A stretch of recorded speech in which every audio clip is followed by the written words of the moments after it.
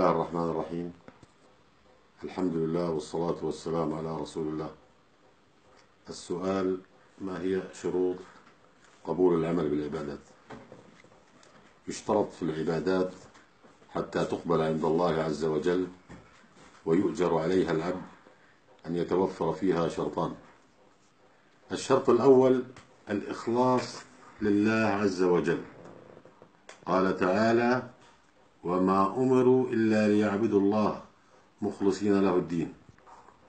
ومعنى الإخلاص هو أن يكون مراد العبد بجميع أقواله وأعماله الظاهرة والباطنة ابتغاء وجه الله تعالى.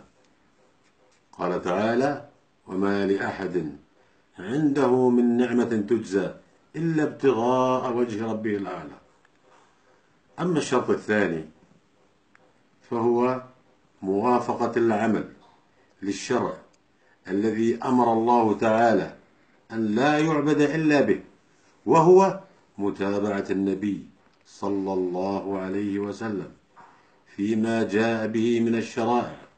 فقد جاء في الحديث عن النبي صلى الله عليه وسلم: من عمل عملا ليس عليه أمرنا فهو رد. قال ابن رجب رحمه الله: هذا الحديث أصل عظيم من أصول الإسلام، وهو كالميزان للأعمال. كما إن الحديث إنما الأعمال بالنيات، حديث عمر رضي الله عنه، ميزان للأعمال في باطنها.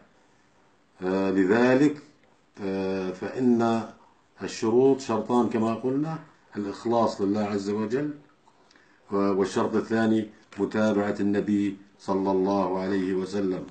هذا، والحمد لله رب العالمين، والصلاة والسلام على رسول الله.